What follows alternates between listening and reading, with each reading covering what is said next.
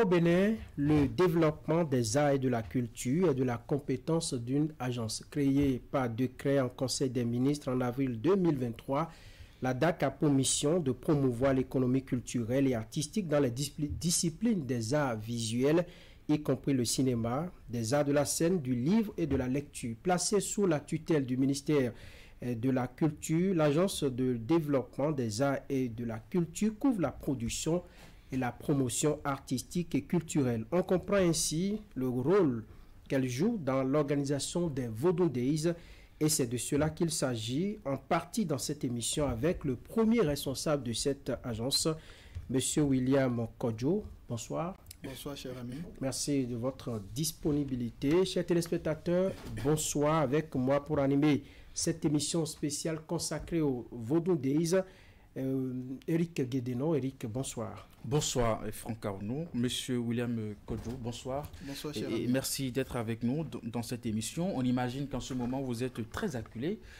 par cette organisation des Vodou Days. Oui, tout à fait, mais pas tant que ça, puisque je ne suis pas seul à m'en occuper. Les Vodou Days, ce n'est pas l'affaire d'une seule agence. C'est ça. C'est l'affaire de tout le gouvernement. Donc, nous avons plusieurs agences qui travaillent de manière concomitante pour conduire les activités des Vodou Days. Il y a la DAC, il y a surtout Bénin Tourisme parce que c'est une activité à visée essentiellement touristique. Nous avons l'ANPT qui met en place les infrastructures touristiques. Nous avons d'autres services de l'État, la police, les sapeurs-pompiers, le SAMU. Vous voyez tout ce qu'il y a comme équipe autour des Vodou Days. Parfait. Alors, les Vodou Days se positionnent aujourd'hui comme l'un des grands événements culturels au Bénin. Comment sommes-nous arrivés à ce niveau de promotion de nos valeurs endogènes? Nos valeurs endogènes constituent pour nous une richesse inouïe. Et c'est important pour nous de promouvoir cela parce que le gouvernement a choisi le domaine du tourisme, de la culture et des arts comme un domaine essentiel pour notre développement économique. Et ça permet justement de diversifier les bases de l'économie. Quand on parle d'économie, c'est la façon dont nous pouvons générer des ressources au profit de notre pays. Et notre culture peut être utilisée à cette fin-là. Et c'est pourquoi le gouvernement a choisi un certain nombre d'actions volontaristes pour soutenir l'économie dans le domaine de la culture, des arts et également du tourisme. Mais ça a une genèse, les Vodou Days, parce que vous n'êtes pas sans savoir que dans ce pays, nous avons connu également Ouida 92, qui a eu lieu en 93, et c'est par la suite ou en continuité de cette initiative que les Vodou Days sont venus justement pour donner une autre dimension à cette célébration qui est consacrée à nos cultures, à nos cultes endogènes. Voilà un peu comment on en est arrivé là. Vous l'avez évoqué tantôt, très peu d'initiatives culturelles, même portées par des gouvernements, ont eu cette résonance à l'échelle internationale, telle que nous le voyons avec les Vodou Days. Mais dans ce cas, vous qui êtes dans l'antichambre de cette organisation, quelle est la recette? La recette, c'est qu'il faut avoir une vision. Et je pense que la vision politique est très, très déterminante dans ce que nous sommes en train de faire. Quand vous avez à la tête quelqu'un qui sait dans quelle direction il va, il y a un adage qui dit qu'il n'y a pas de vent favorable au marin qui ne sait où il va. Donc, pour avoir un vent favorable, il faut d'abord se définir un cap. Et ce cap est défini par les plus hautes autorités, donc qui ont cru, qui ont d'abord compris qu'on peut tirer profit de ce patrimoine que nous avons pour densifier notre économie, diversifier les bases de notre économie. Ils y ont pensé. Et ensuite, ils ont pensé l'action. Ce n'est pas moi qui l'ai dit. Il y a un grand penseur qui s'appelle Bergson qui a dit qu'il faut penser l'action avant d'agir la pensée. Donc, ça a été pensé. Les structures ont été mises en place à cette fin-là.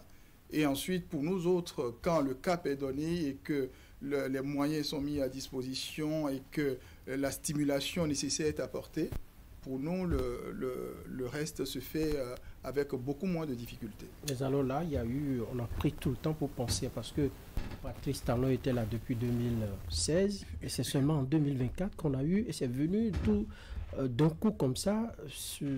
Comment tout cela a été préparé? Vous pensez que c'est venu d'un coup? Vous avez assisté avec nous à toute la mise en œuvre de la politique culturelle du président Patrice Talon. Quand il est arrivé aux affaires en 2016, il a consacré la première partie de son temps à penser, mais également à mettre en place les structures qu'il faut pour porter son action. Et ensuite, il a commencé à déployer son action. Et les premières manifestations de ces actions-là, vous les avez vécues avec nous, avec les actions diplomatiques qui ont été mises en œuvre pour obtenir la restitution des trésors royaux, des 26 trésors royaux que vous connaissez tous. Et à partir de là, tout s'est déroulé comme il a pensé. Il a fait comprendre clairement quelle est sa vision des choses. Il a défini une vision claire, à la fois pour le patrimoine, pour la culture, pour les arts et pour le tourisme. Et il en a fait un grappe important, un pilier essentiel pour le développement de notre pays. Et c'est tout ce que vous avez vu, que nous avons mis en œuvre par la suite, ce sont des choses que lui-même il suit de très très près. Et il contribue énormément, il définit le cap. Quand il y a moyen de rectifier le tir, il intervient souvent pour donner le cap. Donc lorsqu'on a une vision claire, on a un gouvernement qui soutient l'action et on a les structures qu'il faut, parce qu'au cœur de cela, vous avez 3 structures fondamentalement, je dirais même 4. Je vais parler de l'agence à laquelle vous êtes habitué maintenant, mais il y a une structure essentielle qui est l'agence Bénin Tourisme. Bénin Tourisme est censé faire la promotion de la destination Bénin, parce que c'est ça le but essentiel. Comment nous allons accroître l'attractivité de notre territoire pour attirer non seulement les Béninois vers ce patrimoine, mais également attirer le reste du monde vers nous, pour partager avec nous ce patrimoine que nous avons. Et en partageant cela, il contribue à nourrir notre économie et on pourra rentrer dans les détails pour que nous voyions ensemble comment le paysan qui se trouve peut-être à Tchoumi-Tchoumi arrive à tirer profit de cette action qui est mise en œuvre au sommet de l'État. Voilà. Les Vodou Days, M. Kodjo, c'est beaucoup de défis à relever, notamment logistique, mais en quoi votre agence contribue à l'organisation de cet événement?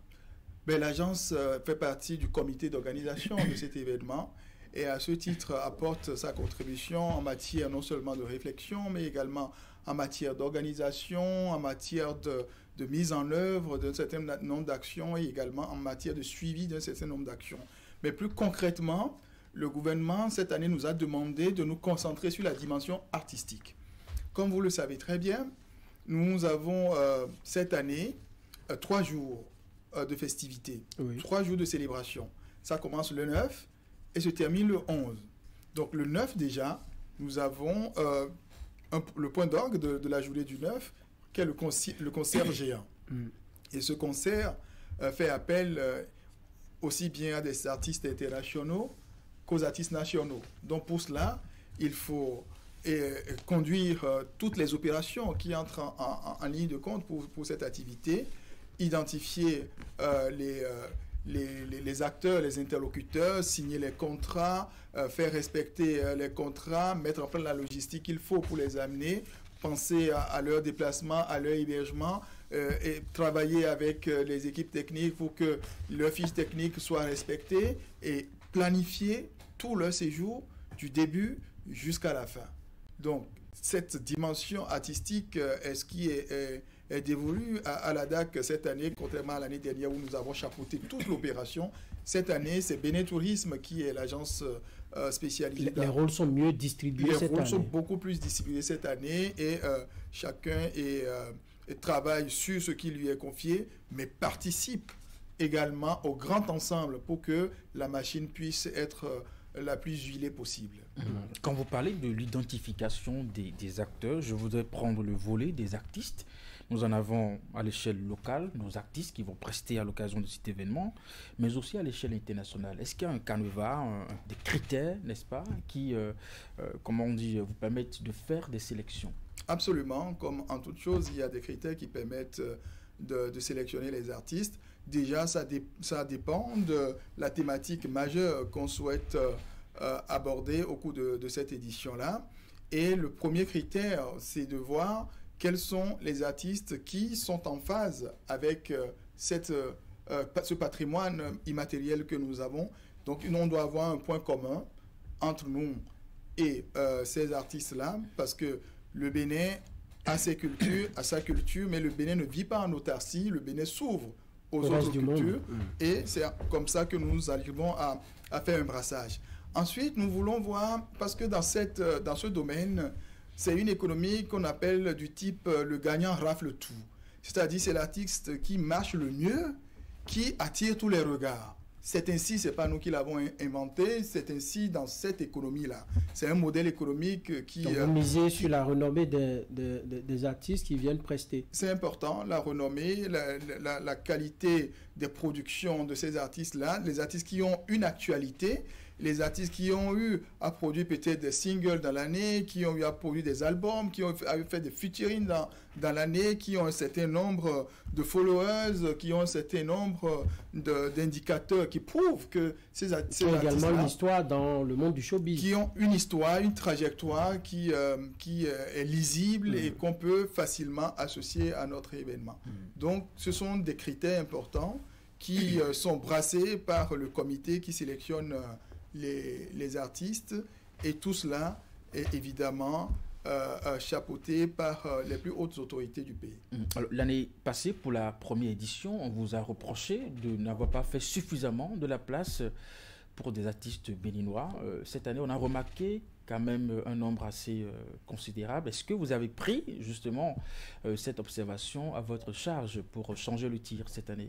Oui, vous savez, l'année dernière, c'était l'édition 0. Donc, on a voulu tester un certain nombre de formules. Et on a retenu les formules les plus gagnantes, mais également essayer de rectifier le tir pour tenir compte des retours que nous avons eus à partir de cette édition 0-là. Évidemment, ce retour-là nous est parvenu, mais je ne pense pas que ce soit quelque chose de très justifié, puisque même l'année dernière, nous avons eu beaucoup d'artistes nationaux qui se sont joints à cet événement-là.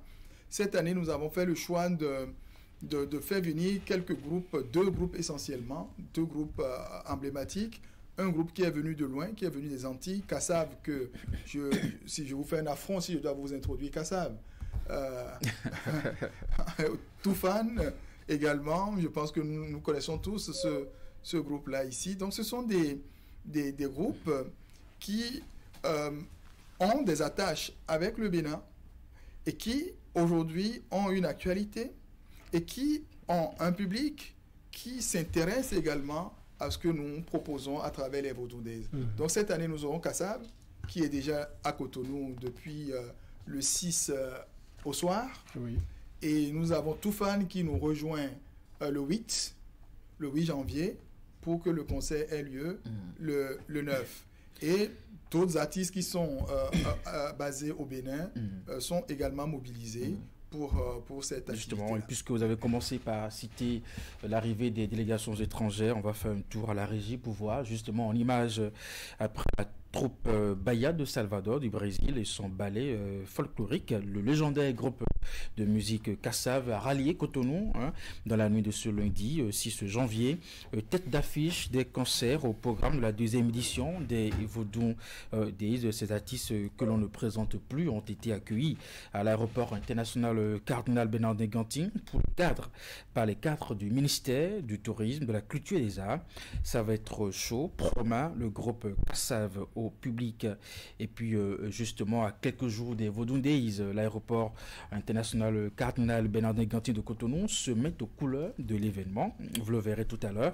De l'extérieur à l'intérieur, bien entendu, tout un dispositif de communication est déployé sur le site pour informer, mais surtout offrir aux touristes et aux visiteurs un avant-goût de l'ambiance que promet ce grand rendez-vous culturel et cultuel du Bénin. Espace d'accueil, hall d'attente, espace de traitement des bagages, bureaux, tous les compartiments importants de l'aéroport sont exploités par l'équipe de communication des Vodou Days. Monsieur le directeur, on va faire un tour à Ouidah pour vous faire vivre actuellement l'ambiance dans cette ville. Ce n'est qu'une question d'heure pour Ouidah d'abriter l'édition 2025 des Vodou Days. Tous les maillons de la ville de Ouidah s'activent pour donner un cachet spécial à cette célébration qui draine du monde. Les complexes hôteliers, bars, restaurants, les agents de la société de gestion des déchets, de la salubrité mettent leur effort à contribution dans les préparatifs.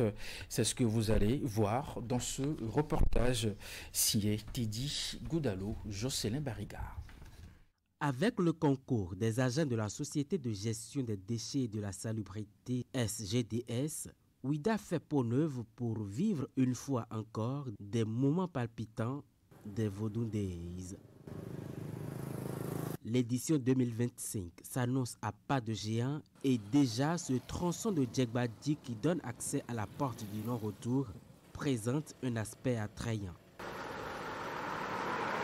Vodou Day de l'année dernière, la voie n'était pas comme ça. Mais pour cette fois-ci, on a vu qu'il y a changement. Il y a changement. Donc, c'est l'État que nous allons remercier. Du côté de la plage, le nettoyage est intense. Pas de temps à perdre.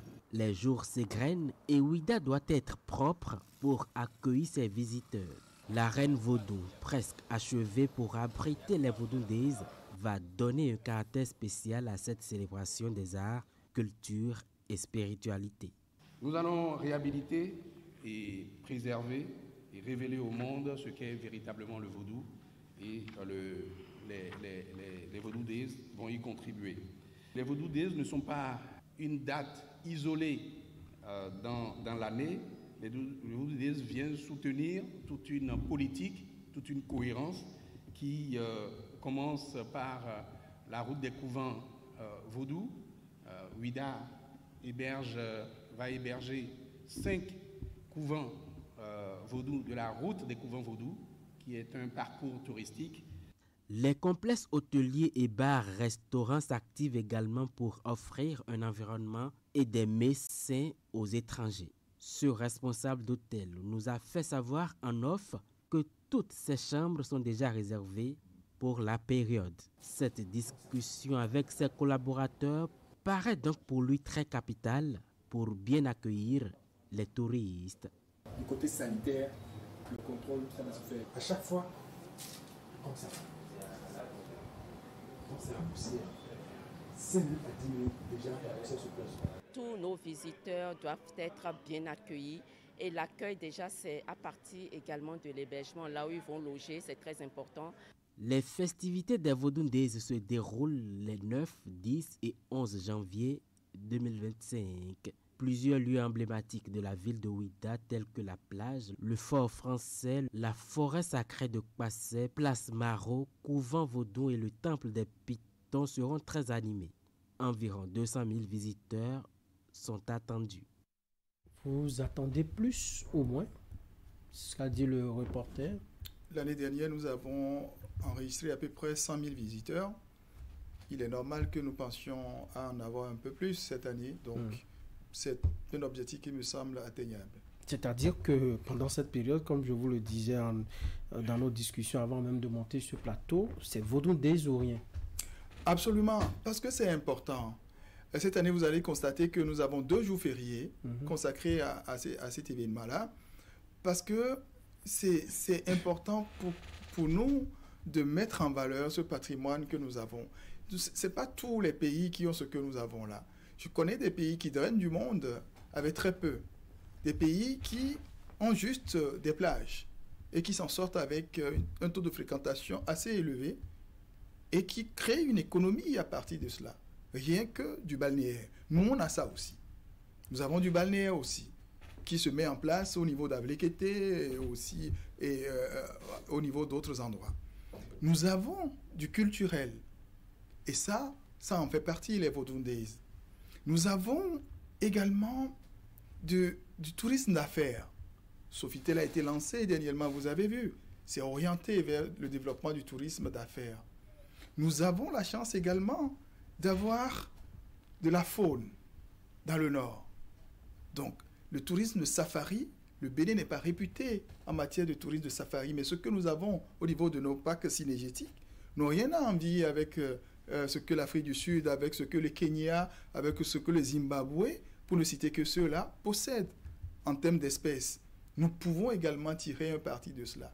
Et en plus, nous avons une histoire singulière qui nous particularise. Ce n'est pas tous les pays qui ont pu avoir dans leur histoire à mettre en place un corps militaire exclusivement féminin, les Amazones. Ce n'est pas tous les pays qui ont eu des figures emblématiques de héros nationaux qui ont défendu leur pays contre l'envahisseur au point d'y laisser leur liberté. Je veux parler de Béhanzin, je veux parler de Kaba, je veux parler de Bioguera. Donc, tout ce que nous avons là constitue une richesse inouïe. Sans parler de notre paysage. Vous savez, nous sommes à côté d'un pays voisin qui s'appelle le Nigeria. Tous les jours, je reçois des demandes de tournage de films nigériens au Bénin. Ils viennent profiter de nos paysages qui sont magnifiques. Ils viennent profiter de notre littoral qui est magnifique. Ils viennent profiter de notre climat apaisé, de notre sécurité. Et tout cela, nous devons pouvoir mettre cela au profit de notre économie. Donc, des actions volontaristes sont nécessaires pour organiser tout cela et faire en sorte que non seulement le Béninois puisse se sentir bien et profiter du cadre de vie que Dieu lui a offert, mais également partager cela avec ses voisins et partager cela avec le reste du monde. C'est-à-dire promouvoir ce que j'ai coutume d'appeler la béninitude. On a l'habitude d'entendre parler de la béninoiserie qui a une connotation négative, ouais. Mais nous, on veut promouvoir la béninitude qui est l'art de vivre à la béninoise. C'est bien trouvé votre astuce. Disons que tout ce que vous avez dit, c'est l'apport des Vodou-Ndés à la promotion de la culture. Y a-t-il d'autres aspects que vous souhaiteriez aborder quant à ce que les Vodou-Ndés apportent à la promotion de notre culture? Les Vodou-Ndés apportent beaucoup plus que ce que je suis en train de vous dire là, puisque le vaudou en lui-même est une religion. C'est une de nos religions endogènes au niveau du Bénin. Et le Bénin, aujourd'hui, est la Mecque de cette religion-là dans le monde. Autant la Mecque existe pour la religion musulmane, autant Rome existe pour la religion catholique. C'est ainsi que le Bénin constitue aussi le berceau de cette religion-là. Et ce que nous appelons de tous nos voeux, c'est que demain, il y ait des charters qui s'organisent, il y ait des vols qui s'organisent pour venir en pèlerinage à Ouida, pour venir en pèlerinage au Bénin, qu'il y ait un monde qui vienne se ressourcer à cette religion-là, venir se renouer avec les préceptes de cette religion-là au niveau du Bénin. Nous ne faisons pas du prosélytisme pour que les gens adhèrent au vaudou, non. Mais ceux qui sont déjà sympathisants de cette religion et qui souhaitent en savoir un peu plus, ou ceux qui... Susciter la curiosité. Ceux qui veulent juste découvrir ce que c'est, il faut que nous offrions le cadre pour que des gens viennent librement s'abreuver à cette source-là, au même titre qu'ils le font pour d'autres religions, comprendre, pouvoir comparer, et ensuite le choix est personnel. Donc on ne fait pas, le Bénin est laïque, le Bénin ne fait pas la promotion du vaudou en tant que religion, mais le Bénin permet au vaudou de s'exprimer au même titre que les autres religions ont le droit de s'exprimer, sans être diabolisé, sans être stigmatisé, sans être pris à partie, sans être dénigré, sans être.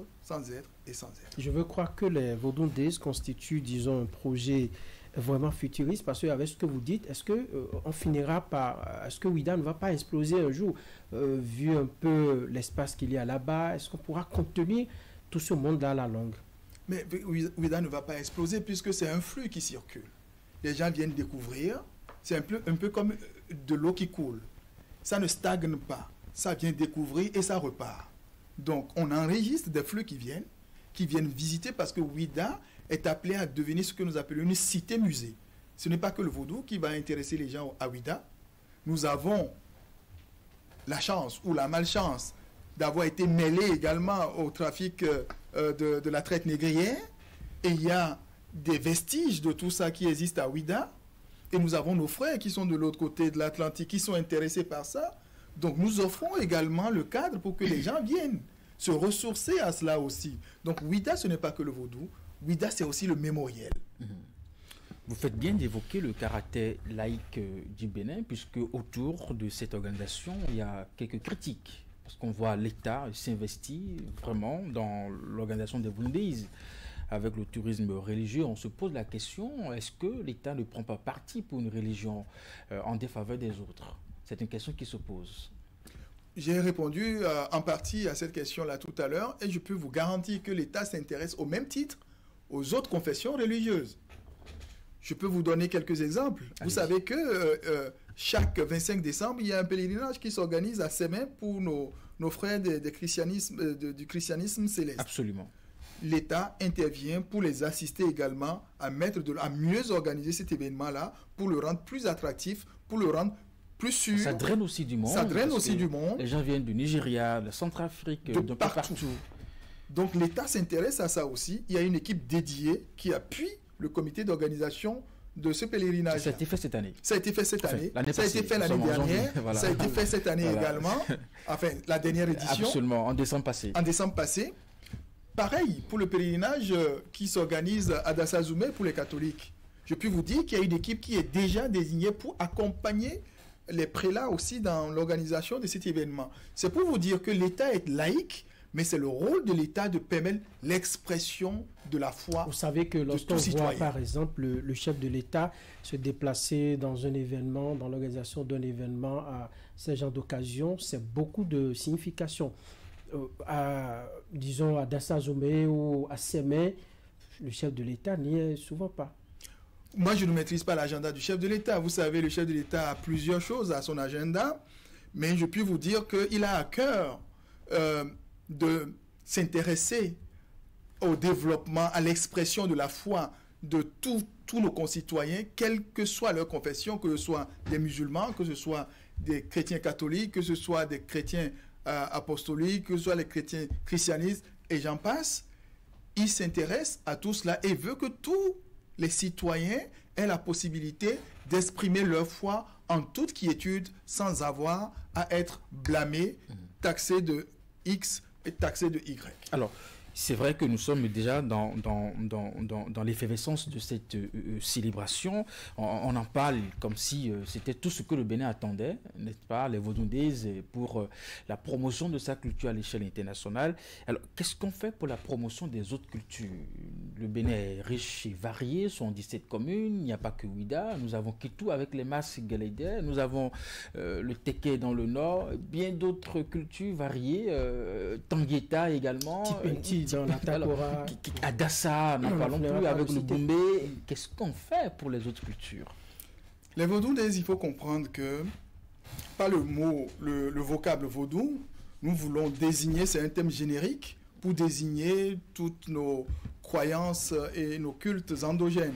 Donc, ce n'est pas uniquement les religions endogènes basées à Ouida qui sont concernées. Cette année, nous avons des vaudous qui viennent du Nord pour participer au grand cérémonial qui aura lieu à Ouida. C'est pour vous dire que, le vaudou, ce n'est pas uniquement inscrit dans l'ère culturelle adjatado, comme beaucoup ont tendance à le penser. C'est un vocable générique qui désigne toutes nos croyances endogènes. Maintenant, ça, c'est en termes de spiritualité. On promeut la spiritualité, mais pas en faisant du prosélytisme pour demander de venir adorer le vaudou ou bien de venir pratiquer telle obédience vaudou. Non, on permet au vaudou juste de s'exprimer. Mais quand on vient maintenant au plan culturel, le vaudou a généré une multitude de disciplines d'expression artistique. À travers le vaudou, nous avons de la sculpture. C'est ça. Vous voyez tout le temps des statuettes qui sont sculptées. Ceux qui nous ont représentés, par exemple, l'année dernière au Jeu de la francophonie à Kinshasa, il y en a un qui est revenu avec la médaille d'or. C'est quelqu'un qui a l'habitude de sculpter les guélédés. Il n'est pas très lettré, mais au moins, il a l'inspiration et la doigté qu'il faut pour sculpter. Et c'est sur place qu'il a sculpté le bois devant le jury et il est revenu avec la médaille d'or. Donc, si le vaudou, si le guélédé n'avait pas existé, on n'aurait pas ce créateur talentueux qui nous permet aujourd'hui d'obtenir des médailles un peu partout dans le monde. Donc, c'est pour vous dire que le vaudou a généré des disciplines d'expression artistique. Nous avons également de la peinture. Vous voyez les couvents vaudous, vous voyez souvent que c'est peint. Donc, Chaque peinture a son sens. Et ça inspire des créateurs contemporains, des artistes contemporains qui créent des œuvres importantes, des œuvres majeures à partir de cette inspiration-là. Le vaudou, c'est un style vestimentaire. Et ça peut inspirer les stylistes pour créer des vêtements typiquement béninois. Le vaudou, c'est des parures. Le vaudou, c'est des coiffures. Le vaudou, c'est des chants. Le vaudou, c'est des danses, c'est des rythmes. Le vaudou, c'est de la percussion. Le vaudou, c'est des installations. Donc, c'est pour vous dire que... C'est également l'apprentissage. C'est l'apprentissage, c'est de la médecine, le vaudou. Vous savez, nos sociétés n'ont pas commencé à exister à partir de la rencontre avec l'Occident. On existait bien avant. Le christianisme s'est introduit au Bénin depuis 150 ans. Et avant cela, comment les gens vivaient leur spiritualité? Comment les gens assuraient leur quotidien? Ces peuples qui ont vécu sur cette terre-là avaient ces connaissances-là. Ils ont affronté des vicissitudes, ils ont affronté des fléaux, ils ont affronté des disettes, ils ont affronté des épidémies. Ils s'en sont sortis grâce à un certain nombre de connaissances. Et aujourd'hui, beaucoup de ces connaissances-là sont conservées dans les cercles de couvents vaudou. Si nous arrivons aujourd'hui à démocratiser ces savoirs, je pense quand même qu'un certain nombre de mots dont nous souffrons et qui ne trouvent pas forcément leur solution dans la médecine moderne pourraient trouver un début de solution. Le vaudou soigne aussi l'esprit. Le vaudou soigne le corps, mais soigne également l'esprit. Et ça, c'est une dimension essentielle. Donc, ce que nous pouvons, vous et nous, aujourd'hui, demander, c'est qu'il y ait de plus en plus de jeunes, de moins jeunes, qui s'intéressent à la chose et que les sachants puissent mettre ces savoirs à la disposition de tous, que ça puisse être théorisé, que ça puisse être démocratisé pour être accessible à tous, pour que ça puisse rentrer dans le quotidien. C'est peut-être cela que nous allons apporter à l'universel. En tant que nation, en tant que peuple, c'est ce que nous avons de singulier qui fera que nous allons être respectés dans le monde. Parce que les autres font et que nous copions difficilement. Qu'est-ce que nous avons d'original? Qu'est-ce que nous avons d'authentique en tant que peuple, en tant que population vivant sur ce territoire et constituant cette entité qu'on appelle le Bénin? Qu'est-ce que nous apportons au reste du monde? Qu'est-ce que nous apportons à l'universel? Et le vaudou fait partie de ces éléments-là que nous apportons. Je pense que longtemps, il a été diabolisé, à tort ou à raison. Je pense beaucoup plus à tort, parce que ça a été diabolisé surtout au contact de l'Occident. Mais aujourd'hui, ça fait plus de 60 ans que nous avons conquis notre indépendance. Je pense que nous pouvons remettre tout ça sur la table et discuter de manière sereine des pans qui sont positifs et les garder, et les pans qui sont moins positifs, essayer de voir comment les gérer pour que ça ne nuise pas à notre vivre ensemble. Alors, William Kodjo, dites-nous, quelle est la place de l'art dedans? Parce que là, on parle beaucoup plus de culture. Au niveau des Vodou Days, où est-ce qu'on va retrouver l'art concrètement? L'art est au cœur même du dispositif. Je vous ai dit par exemple tout à l'heure que nous offrons des scènes artistiques pour permettre aux artistes de s'exprimer.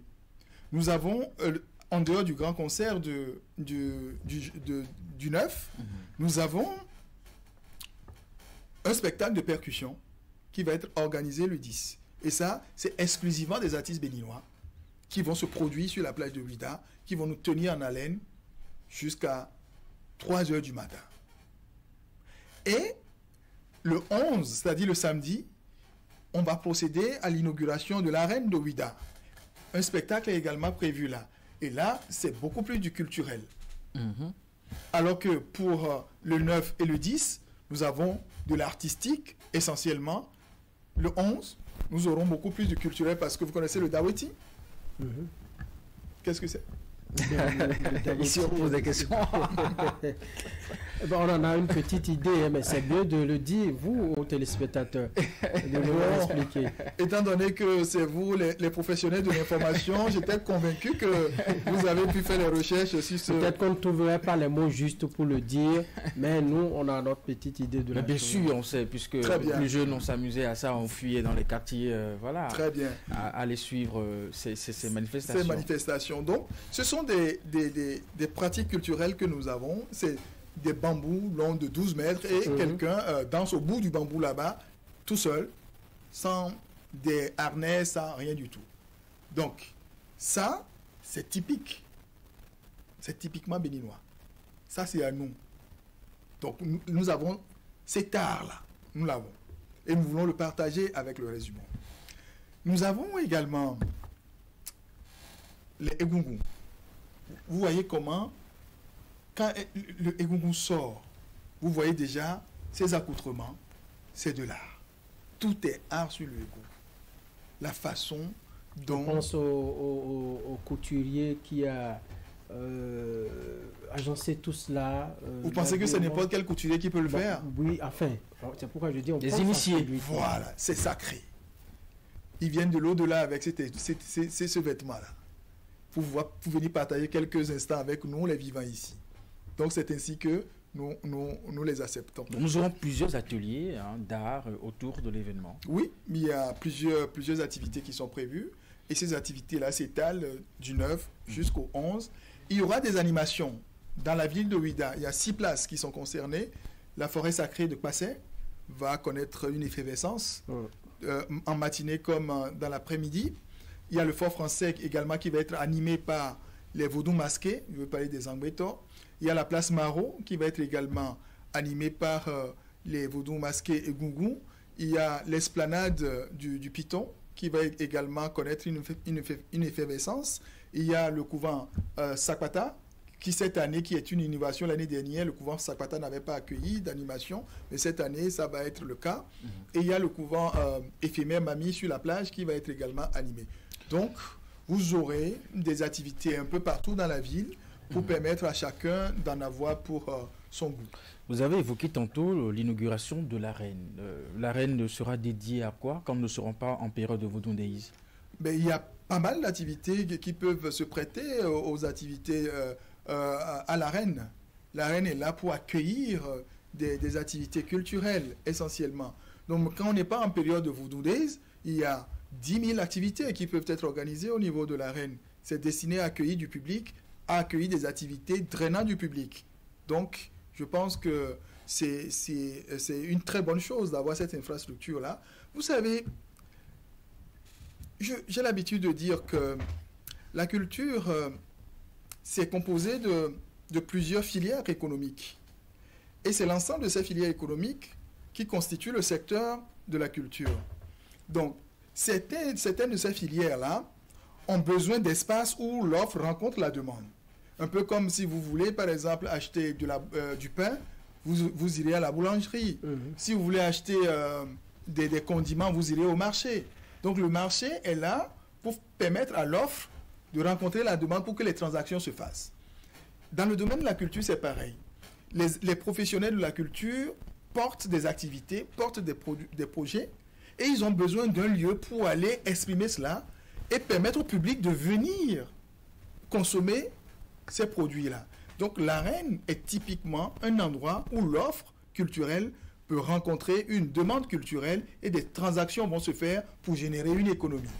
Il en est de même pour le cinéma. Pour pouvoir consommer un film, il faut aller dans une infrastructure adaptée, qu'on appelle une salle de cinéma. Et là, l'offre rencontre la demande et une transaction, une économie se crée. C'est pareil pour les arts visuels. Si vous voulez acheter un tableau, vous voulez acheter une sculpture, ou vous voulez aller contempler une œuvre, vous irez dans une galerie ou dans un musée. Si vous voulez acheter un livre, vous allez en librairie. Donc, la culture permet des infrastructures spécialisées où l'offre rencontre la demande et l'arène fait partie de ces infrastructures. D'accord. Alors, on voit déjà à travers ces activités combien le gouvernement investit dans cette vision globale d'attirer le reste du monde au Bénin. Mais en termes de retombées, est-ce que déjà, en tant que citoyen, on peut déjà commencer par se faire une idée de combien le Bénin commence déjà par gagner avec cet investissement assez lourd? Il y a des infrastructures, il y a cette organisation qui coûte beaucoup d'argent, des artistes qui viennent. Déjà, qu'est-ce que le Bénin gagne? Très bien. Ça, c'est des questions récurrentes. Ça revient très souvent. Et je vais vous demander de faire un petit exercice. Essayez de réserver une chambre d'hôtel de Porto Novo jusqu'à Grand Popo. en passant par Cotonou, et voyez quelles sont les chambres d'hôtel qui sont disponibles aujourd'hui. Ça veut dire que des gens viennent, ils occupent des hôtels, ils payent des nuitées. Lorsqu'un être humain est présent quelque part, il doit consommer, il doit manger au moins. Les 5 besoins fondamentaux, se nourrir. Qui produit la nourriture? Ce sont les paysans. N'est-ce pas?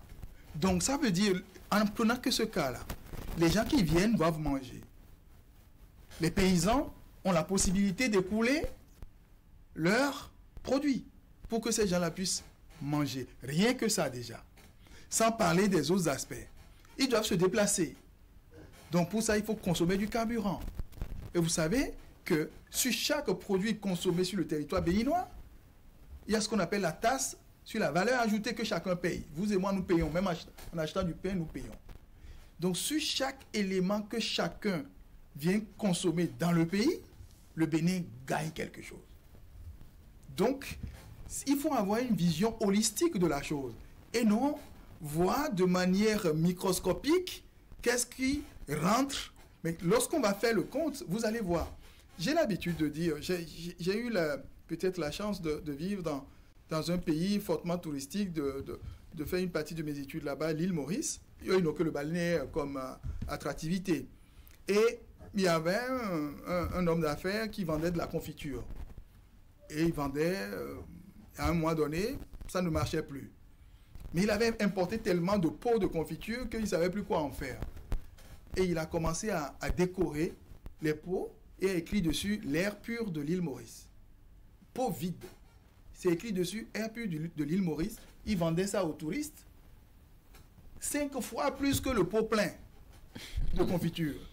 Parce que celui qui achète ça, il n'achète pas un produit, il achète un souvenir. Vous voyez toute la valeur ajoutée qu'on peut générer. Mais je me suis amusé ces derniers jours à voir sur les réseaux sociaux. Vous allez voir que Baobab a commencé à organiser un circuit depuis le nord, de Malanville, Kandi, partout jusqu'à Ouida. Ça existait avant? Non. Donc, les transporteurs ont déjà compris ce filon-là et s'organisent pour en tirer parti. J'ai vu des polos, des t-shirts à l'effigie exposés sur les réseaux sociaux pour que des gens achètent et tout cela génère une économie. Je ne veux pas parler que de ça. Lorsque les gens viennent au Bénin, ils achètent des billets d'avion. Une partie de cet argent va aux compagnies aériennes. Mais une autre partie rentre dans les caisses de l'État sous forme de taxes. Lorsqu'ils passent par l'aéroport, il y a de la facturation. Donc, ce sont des dépenses qui se font par des individus et c'est disséminé dans plusieurs activités. Mais lorsqu'on fait l'agrégation à la fin, le pays sort gagnant de cela. Il y a le poste de péage également en allant à Ouida. Vous faites assez de recettes en cette période. Entre autres. On va finir avec un dernier aspect. Les autres événements culturels de l'année qui vous attendent, par exemple. Mais vous ne préférez pas que j'entretienne le suspense sur ça? Non, vous faites découvrir tout cela? Dites-nous, c'est toujours bien d'annoncer pour que les gens se préparent. Peut-être que nous avons des... Non, j'ai déjà le plaisir de vous annoncer que le 5 janvier dernier, nous avons clôturé notre exposition à Paris. Déjà, 3 mois d'exposition et nous avons eu, tenez-vous bien, près de 175 000 visiteurs qui sont allés voir nos œuvres au niveau de Paris. Ça a l'air de rien, mais parmi ces visiteurs-là, nous avons des collectionneurs. Nous avons des institutions muséales qui sont capables de travailler avec nos artistes béninois demain parce qu'ils ont vu leurs œuvres, ils ont été intéressés par leurs œuvres et vont créer des liens avec la scène artistique béninoise et une filière économique va se développer à travers cela. Donc, nous avons pour mission de développer justement l'économie autour des arts visuels, l'art contemporain notamment. Nous avons également pour mission de promouvoir le cinéma et l'audiovisuel. Vous êtes des diffuseurs, vous avez parfois besoin d'éléments pour meubler la grille de vos programmes. Absolument. Nous sommes en train de financer des projets de création de films, de séries qui vont vous être vendus pour que vous puissiez avoir des éléments à diffuser et avec vos régies publicitaires. Un partenariat, les médias n'ont pas assez d'argent pour s'acheter. Justement, c'est ensemble. Il faut vendre. Comment est-ce que ça se passe? Vous êtes des diffuseurs, c'est pas votre argent qui va permettre d'acquérir cela. Vous travaillez avec des régies publicitaires et eux, ils ont des annonceurs qui veulent positionner leurs produits. Ben, ces annonceurs-là donnent des ressources. Vous prenez ces ressources-là pour acheter les droits de diffusion. Une partie de ces ressources-là reste pour couvrir vos charges en matière de diffusion. Et c'est comme ça, vous allez amortir également votre matériel et les renouveler. Donc, il nous faut créer tout cet écosystème-là. Nous, on soutient les créateurs, on soutient les producteurs, on soutient les distributeurs, et pour que vous, les diffuseurs, vous puissiez avoir des éléments et qu'ensemble, nous puissions monnayer tout cela dans notre environnement économique pour générer une économie. Allez. Nous soutenons également la filière du livre pour en faire une industrie. Quand les écrivains écrivent, nous voulons qu'il y ait des maisons d'édition qui publient et qu'il y ait des diffuseurs qui fassent connaître ces œuvres-là et qu'il y ait des distributeurs qui fassent exister ces œuvres au niveau des différents points de vente et qu'il y ait des librairies qui commercialisent ces œuvres-là. Et qu'il y ait surtout des gens qui les lisent. Et ça, vous et nous pouvons y travailler. Monsieur Kodjo, s'il y a un téléspectateur qui nous suit actuellement et qui est encore, qui hésite à venir à Ouida, en dehors de tout ce que vous avez dit, qu'est-ce que vous avez à lui dire pour qu'il fasse rapidement son colis et qu'il prenne la route pour Ouida dès demain? Je vais lui dire qu'il risque de se faire conter l'histoire pendant que l'histoire se fait en son temps. Et il n'est pas bon qu'on vienne te raconter une histoire que tu as la possibilité de vivre toi-même. Donc je demanderai à chacun de faire le déplacement sur Ouida. Il y a des navettes qui sont prévues. Si vous ne voulez pas y aller avec vos véhicules, vous pouvez emprunter les bus qui sont mis à votre disposition. Mais si vous voulez y aller avec vos véhicules, nous vous conseillons d'emprunter la route des pêches où des parkings sont aménagés. Et là, les activités sont essentiellement gratuites. Les accès sont libres et gratuits. Par contre, il y a des personnes qui souhaitent vivre des expériences particulières, se rapprocher un peu plus de la scène, avoir un accès privilégié à certains parkings, repartir avec des objets souvenirs. Pour ces gens-là, il est prévu une contribution qu'ils doivent apporter. La première contribution se situe à l'ordre de 125 000. Là, ça vous permet d'être au plus proche de la scène pour avoir cette expérience particulière. Ça, c'est pour les VIP. Et il y a la possibilité également d'avoir le pass premium qui est à 50 000. Tout cela est disponible dans la boutique de l'événement au niveau du site boutique.vodundaise.bj. Vous allez là, vous allez avoir toutes les informations. Si vous voulez séjourner à Ouida, je vous ai dit qu'il n'y a plus de chambres d'hôtel disponibles d'ici jusqu'à Anécho dans le Togo. À cause des Vodundaise, tout est plein. Il y a des stands, des tentes qui sont prévues pour que des gens qui veulent camper sur place puissent avoir la possibilité de camper sur place. Et il y a également des stands qui sont prévus pour permettre aux gens de renouer avec les produits du terroir, découvrir ce qui se fait de particulier au niveau de notre pays. Et il y a un stand particulier qui est prévu dans la ville de Ouida pour permettre aux gens de venir goûter au mets typiquement béninois. Voilà. Typiquement les spécialités du Bénin, culinaire du Bénin. De Ouida aussi. De Ouida et ailleurs, pas que. C'est-à-dire, ce qui fait... Wassa-wassa, par exemple. Là, par exemple. Il y en a. Il y en a. Il y a du wassa-wassa. Il y a du Toumani. Il y a Toumani, il y a tout ça. Je vous ai dit, le Bénin est un et indivisible. Le Vodundaise, ce n'est pas que pour Ouida, c'est pour le Bénin.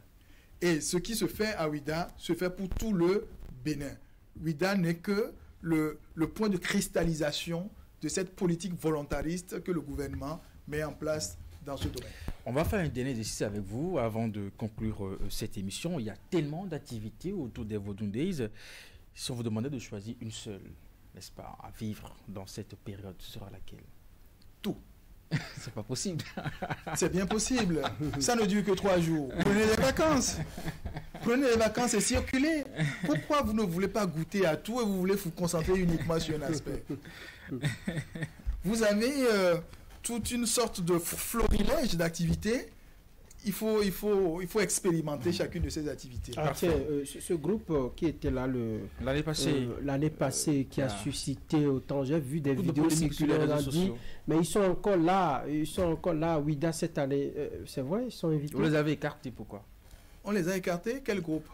Enfin, le groupe de dames qui est venu du Brésil. Ah oui, vous voulez parler de la déambulation, des danseuses de samba. On ne voudrait pas aller plus loin dans les détails. Vous voulez qu'on les fasse revenir? On n'a pas dit ça. Mais, enfin, beaucoup le voudraient, mais officiellement, beaucoup ne le disent pas. Ils disent non, ça va être les sensibilités, c'est contre les mœurs, et bien ainsi de suite. Mais vous, quelle a été la politique cette année? Vous avez renoncé à leur arrivée? Le ministre a dit, lors de la conférence de presse, que si vous êtes intéressés pour qu'ils reviennent, faites des pétitions et soyez nombreux et on va les refaire venir. Non, c'est pour vous dire que on ne veut pas permettre une forme de rotation. On ne va pas servir la même chose chaque année à nos chers compatriotes et à nos visiteurs. Innover. Il faut tourner. Il faut permettre de montrer toutes les facettes de cette culture brésilienne. Cette année, les Brésiliens sont encore avec nous, mais avec d'autres formes de spectacles. Pas avec les danseuses samba. Nous avons un groupe folklorique qui vient de Bahia. Ils sont là depuis la semaine écoulée. Et ils vont se produire en écho à notre ballet béninois. Et vous allez voir ce que tout cela va donner. Ne vous le faites pas compter. Nous y serons. Merci à vous, Monsieur William Kodjo. Je rappelle que vous êtes le directeur général de l'Agence de développement des arts et de la culture. Ce n'est qu'une question de quelques heures. Et puis Ouida va abriter l'édition 2025 des Vodou Days avec le directeur. On s'est fait une idée de tout ce qui se prépare dans le cadre de cet événement culturel, mais aussi cultuel. Et bien entendu, vous êtes invité, bien entendu, du côté de Ouida pour vivre ce moment. Franck Aounou, c'est la fin de cette émission. Merci de nous avoir suivis et surtout profiter de ces 3 jours d'activité du côté de Ouida. Oui, évidemment. Pour ceux qui ne vont pas se déplacer à Ouida, Canal 3 également met en place tout un programme pour faire vivre les temps forts de ces rendez-vous de Ouida à tous les téléspectateurs, parce que pour une raison ou une autre, tout le monde ne pourra pas être à Ouida, c'est bien normal. Restez scotchés à nos programmes et vous allez suivre l'essentiel de ce qui va se dérouler du côté de Ouida. Monsieur William Kodjo, merci et bon courage à vous pour la suite. Merci, cher ami. À très bientôt. À bientôt.